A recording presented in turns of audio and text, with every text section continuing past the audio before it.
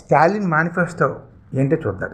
తమిళనాడులో మళ్ళీ అధికారంలోకి వస్తే వంటింటి వస్తువులు కొనుక్కునేందుకు 8,000 రూపాయల కూపన్లు ఇస్తామని స్టాలిన్ మేనిఫెస్టో విడుదల చేస్తూ చెప్పారన్నమాట. అలాగే పార్టీ ప్రధాన కార్యదర్శి అంటే డిఎంకే ప్రధాన కార్యదర్శి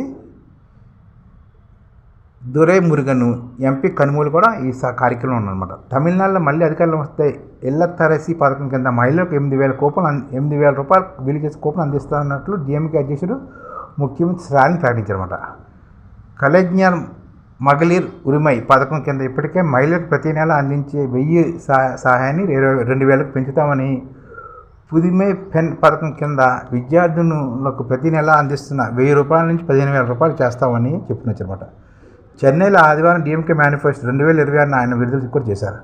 అందులో fridge, washing machine, grinder, mixie, microwave oven, TV, electric stove వంటి వాటిని కూడా కొనుక్కునేందుకు, అప్పటికే వాడుకున్న వాటిని మార్చుకోవడానికి ఇళ్లత్తరసి గృహిణి పథకాన్ని ప్రవేశపెట్టినట్లు కూడా ప్రకటించారు. ద్రావిడ మోడల్ 2.0 ప్రభుత్వంలో 18 లక్షల కోట్ల విదేశీ పెట్టుబడులను ఆకర్షించిందని, వాటి ద్వారా 50 లక్షల మంది యువతకు ఉద్యోగాల అవకాశాలు కల్పించానన్నట్లు తెలిపారన్నమాట.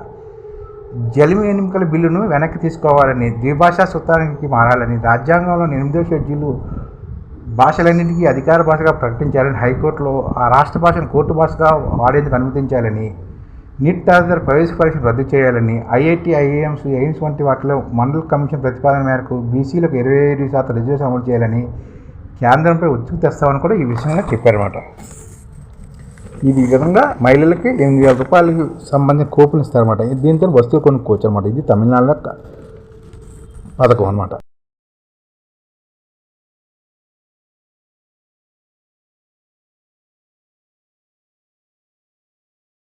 ఈ ఛానల్ ముఖ్య ఉద్దేశం ఏంటంటే, మన తెలుగు రాష్ట్రాల్లో 1 కోటి మందికి సంఘటిత రంగాల్లో ఏ విధంగా ఉద్యోగాలు ఇవ్వవచ్చు, కనీస నెల జీతం 30,000 వరకు ఏ విధంగా ఇవ్వవచ్చు, ఏ విధంగా చేస్తే ఉద్యోగాలు సృష్టించబడతాయో వివరిస్తూ ఈ ఛానల్ వీడియోలు వస్తాయి.